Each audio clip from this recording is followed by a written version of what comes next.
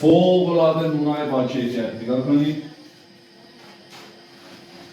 این نونه هنوز دور اوله. کیفیت رو نگاه. ماشاءالله ماشاءالله. رومیه و نصب و راه اندازی آقای ملکی عزیز ما. آقایون ملکی، دوتا برادر، خدا حفظتان کنه، مبارکتان باشه. آقا نونات هم مثل خود طلاست. طلا عزیز. رنگ طلاست. اولین دور نوناست. مبارکتان فعلا باشه. اولین دور پخته این کیفیت رو داره. سلامت باشین. یه لطف میکنین الان اون یکی نونم آقای ملکی بی زحمت یکیتان بیارین، اصلا بدون هیچ گونه دخالتی به سیخ نون داره در میاد. حالا با وجودی که تست اولشون هم هستش براشون انجام شده. آقای ملکی لطف میکنین یه تنور هم گرماش و اینا رو ببینین، اصلا طبق هم گفته هامان تنور گرمایی داره. سرد سرد. الان مشعلتون دقیقا کجاست؟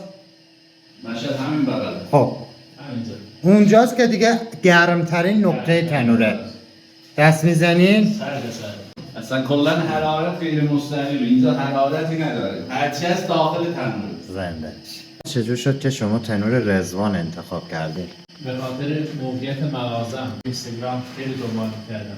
رفتم دو سه جا دیدم، خود گم رفتم. اونجا نمونه هاشو دیدم، از اونجا پسندیدم. کیفیت نوناشون هم خیلی عالیه.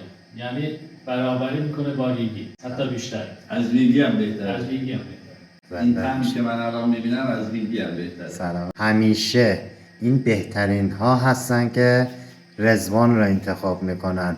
ما خیلی خرسندیم، خوشحالیم که شما بهترین ها ما رو انتخاب کردین. سلامت آیدار باشین. باشید، زنده باشید. قربون شما، مبارکتون باشه.